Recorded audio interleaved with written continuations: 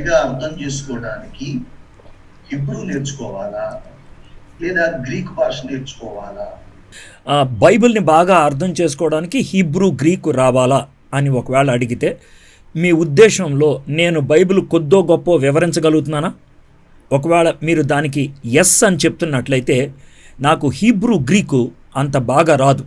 ఏదో బైబిల్ కాలేజీలో ఉన్నప్పుడు ఓనామాలేయో కొన్ని నేర్చుకున్నాను.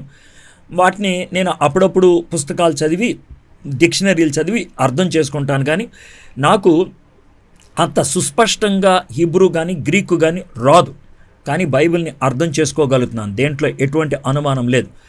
ఒక మాట చెప్తాను చూడండి, బైబిల్ తర్జుమా చేయాలి అనంటే ఏ భాషలోకి తర్జుమా చేయాలన్నా కూడా బైబిల్ సొసైటీ వారి అనుమతి లేకుండా తర్జుమా చేయనివ్వరు. బైబిల్ సొసైటీ వాళ్ళు, అది ఏ దేశంలో ఉన్నప్పటికీ కూడా బైబిల్ సొసైటీ వాళ్ళు ఏం చేస్తారంటే కొన్ని నియమాలు పెడతారు. కొన్ని నియమాలు పెట్టి ఈ నియమాలను అనుసరించి మీరు తర్జుమా చేయాలి అని చెప్తూ ఉంటారు. ఆ నియమాలను అనుసరించకుండా ఒకవేళ తర్జుమా చేస్తే కనుక దాన్ని బైబిల్ సొసైటీ వాళ్ళు అంగీకరించరు, ఆ తర్జుమాని ఒప్పుకోరు, దాన్ని ఆపేస్తారు. ఇది జరిగేది. కాబట్టి ఏ భాషలో అయినప్పటికీ కూడా బైబిల్ మన చేతిలో ఉన్నది అని అంటే కనుక అది ఒరిజినల్ మాటలకి సిద్ధాంతపరంగా వ్యతిరేకమైంది కానే కాదు. ఆ విషయం గుర్తుపెట్టుకోండి, సిద్ధాంతపరంగా వ్యతిరేకమైంది కానే కాదు, మొదటిది. రెండోది, మీకు అర్థమయ్యేటువంటి తెలుగు భాషలో, ఉదాహరణకి మనకున్నటువంటి తెలుగు బైబిలు కొంచెం పురాతనమైనటువంటి తెలుగు, కొన్ని పదాలు అర్థం కావు. అందుకని ఆధునిక తర్జుమాలో ఒక తర్జుమా గురించి మీకు చెప్పాను, బైబిల్ వ్యాఖ్యాన సాహితీ అనేటువంటిది బాబ్ క్రో అనేటువంటి ఆయన తర్జుమా చేసింది. అది ఆధునిక తర్జుమా, ఒక 40 ఏళ్ళ క్రితం చేసినటువంటి తర్జుమా. ఓకే, కాబట్టి నేను ఆ తర్జుమాల్ని వాడుతున్నప్పుడు నాకు బాగా దేవుని వాక్యం అర్థం అవుతూ ఉంటుంది.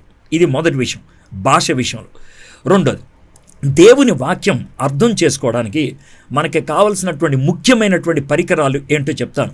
ఒకటి, దేవుని వాక్యమును అర్థం చేసుకోవాలి, ధ్యానం చేసుకోవాలి, నా జీవితానికి అన్వయించుకోవాలి అనేటువంటి ఆశ, ఇది ముఖ్యం. ఇది ముఖ్యం. అయితే చాలామంది బైబిల్ చదువుతూ ఉంటారు, కానీ వాళ్ళకి ఆశలు వేరువేరుగా ఉంటుంది. జ్ఞానం పెంపొందించుకోవాలి, ఇది మంచిది కాదు. నేను వీణ్ణి ఓడగొట్టాలి, ఇది మంచిది కాదు. ఈ వాక్యం నాకు ఉపయోగపడాలి, నా ఆత్మీయ ఎదుగుదలకు ఉపయోగపడాలి. ఇది బయటికి నువ్వు నోటితో చెప్పేది కాదు, నీ హృదయానికి నువ్వు చెప్పుకోగలిగి ఉండాలి. ఇది మొదటిది, దీన్ని ఆశ అని అంటారు. రెండోది, ఆ ఆశ కలిగినటువంటి వాళ్ళు పరిశుద్ధాత్ముడికి ప్రార్థన చేయాలి. పరిశుద్ధాత్మదేవా, ఈ వాక్యం నీ ప్రేరణ ద్వారా లిఖితమైంది, ఇప్పుడు నేను ధ్యానం చేయబోతున్నాను, నా పక్కన కూర్చోండి, మీరు నాకు దీనికి అర్థమయ్యేటట్లు చేయండి అని పరిశుద్ధాత్ముని మనం అడగాల. పరిశుద్ధాత్ముడు ఆ విధంగా ఎవరైతే అడుగుతారో వాళ్ళందరికీ కూడా వారి యొక్క హృదయాల్లో చదివినటువంటి వాక్యము వారికి ఎంత మట్టుకు అర్థం అవ్వాలో, ఎంత మట్టుకు ఉపయోగపడాలో అంత మట్టుకు ఆయన బహిర్గతం చేసుకుంటూ వెళ్తాడు. ఆ విషయం గుర్తుపెట్టుకోండి. ఇది రెండో విషయం.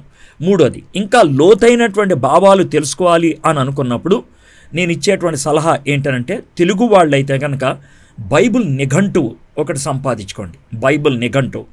ఇంగ్లీష్ వాళ్ళైతే కనుక బైబిల్ డిక్షనరీ ఒకటి సంపాదించుకోండి. డిక్షనరీ ఏ విధంగా ఉపయోగపడుతుందంటే, ఇప్పుడు మొదటి పేతురు పత్రిక ఎప్పుడు రాశారు, ఎక్కడ రాశారు, ఎవరికి రాశారు, ఎలాంటి పరిస్థితుల్లో రాశారు, ఉపోద్ఘాతంలాగా ఇచ్చేస్తూ ఉంటారు.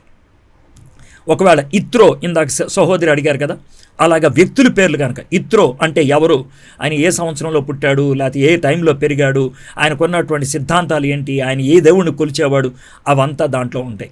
అవి మనుషుల గురించి. ఎరుషలేం పట్టణాల గురించి, ప్రదేశాల గురించి, అది ఎంత ఎత్తులో ఉంటుంది, దాని విస్తీర్ణత ఏంటి, ఇవన్నీ దాంట్లో ఉంటాయి అన్నమాట. వ్యక్తుల పేర్లు ఉంటాయి, ప్రదేశాల పేర్లు ఉంటాయి, పుస్తకాల పరిచయాలు ఉంటాయి, అంశాలు, నీతిమంతుడిగా తీర్చబడుట, దేవుని యొక్క నీతి, ప్రత్యక్ష గుడారము, ఇలాగా మనకున్నటువంటి విషయాల గురించి కూడా దాంట్లో సవివరణ ఉంటుంది. ఆ వివరణ కనుక చదివినట్లయితే కనుక ఆ వాక్య భాగంలో ఆ వివరణ పొందుపరిచినప్పుడు విషయం మనకు బాగా అర్థమవుతుంది. అది కూడా లోతుగా అర్థం చేసుకోవాలనుకుంటే. కానీ అనుదినం ధ్యానం చేసుకోవడానికి ఈ మేవేం అవసరం లేదు. ఈ అనుదినం ధ్యానం చేసుకోవడానికి బైబిలు, ఆశ, పరిశుద్ధాత్ముడు. అయితే ఒక పద్ధతిలో చదువుకుంటూ వెళ్ళండి. మీలో చాలామంది చేసేటువంటి ఒక పొరపాటు ఏంటంటే, ఆదికాండంలో మొదలు పెడతారు. మళ్ళీ చెప్తున్నాను, ఆదికాండం దగ్గర బైబిల్ చదవటం మొదలు పెట్టకూడదు. అంటే అది తప్పని కాదు నా ఉద్దేశం. మొదలు పెడితే కనుక 4-5 అధ్యాయాల దగ్గరకు వచ్చిన తర్వాత ఆగిపోతారు, ముందుకు వెళ్ళలేరు. ఎందుకంటే అది అర్థం చేసుకోవాలంటే దానికి ముందుగా చాలా విషయాలు మనకి తెలియాలి. కాబట్టి ఎక్కడ మొదలు పెట్టమంటారు? కొత్త నిబంధనలో మొదలు పెట్టండి. కొత్త నిబంధనలో రక్షింపబడిన తర్వాత, ప్రభువులో ఎదిగిన తర్వాత కాస్త అప్పుడు పాత నిబంధనలోకి వెళ్తే కనుక మనకు బాగా అర్థమవుతుంది. అందుకనే కొత్త నిబంధనలో మొదలు పెట్టండి. కొత్త నిబంధనలో కూడా ఎక్కడ మొదలు పెడితే బాగుంటుందో కూడా చెప్తాను. మొదటి యోహాను పత్రిక దగ్గర మొదలు పెట్టండి. మొదటి యోహాను పత్రిక 105 వచనాలు, 5 అధ్యాయాలు. ఆ యోహాను పత్రికలో పారాగ్రాఫ్లు ఉంటాయి. మొదటి 4 వచనాలు ఒక పారాగ్రాఫ్, 5వ వచనం నుంచి 10వ వచనం దాకా ఒక పారాగ్రాఫ్, 2వ అధ్యాయం 1 నుంచి 6 దాకా ఒక పారాగ్రాఫ్. రోజుకి ఒక పారాగ్రాఫే చదవండి, ఎక్కువ చదవద్దు, ఒక పారాగ్రాఫే.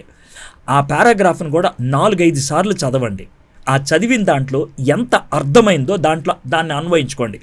అర్థం కాని దాని గురించి జుట్టు పీక్కోవద్దు, అర్థమైన దాని గురించి సంతోషించండి. అర్థం కాకపోతే నువ్వు టెన్షన్ పడాల్సింది ఏమీ లేదు. అర్థమైన దాన్ని దేవుడు అడుగుతాడు, అర్థం కాని దాన్ని అడగడు. ఆ విధంగా అర్థం చేసుకొని తర్వాత రోజు 2వ భాగం, తర్వాత రోజు 3వ భాగం. మొదటి యోహాను పత్రిక అయిపోయిన తర్వాత మార్కు సువార్త చదవండి. మార్కు సువార్త చదివిన తర్వాత ఎఫెసీయులకు రాసిన పత్రిక చదవండి. నేను ఈ 3 పుస్తకాలు చెప్పాను కదా, ఈ 3 పుస్తకాల తర్వాత ఏం చదవాలి అని మీరు నన్ను అడగరు. ఎందుకంటే ఈ 3 పుస్తకాలు చదివేటప్పటికి ఒక స్థాయికి వస్తారు, మీరే పుస్తకాలు ఎంపిక చేసుకోగలుగుతారు. అందుకనే ఆ 3 దాకా చెప్పి నేను వదిలేశాను. కాబట్టి దేవుని వాక్యం ధ్యానం చేసుకోవడానికి, దేవుని వాక్యము అర్థం చేసుకోవడానికి, అన్వయించుకోవడానికి దేవుని వాక్యము, పరిశుద్ధాత్మని సహకారం ఉంటే సరిపోతుంది.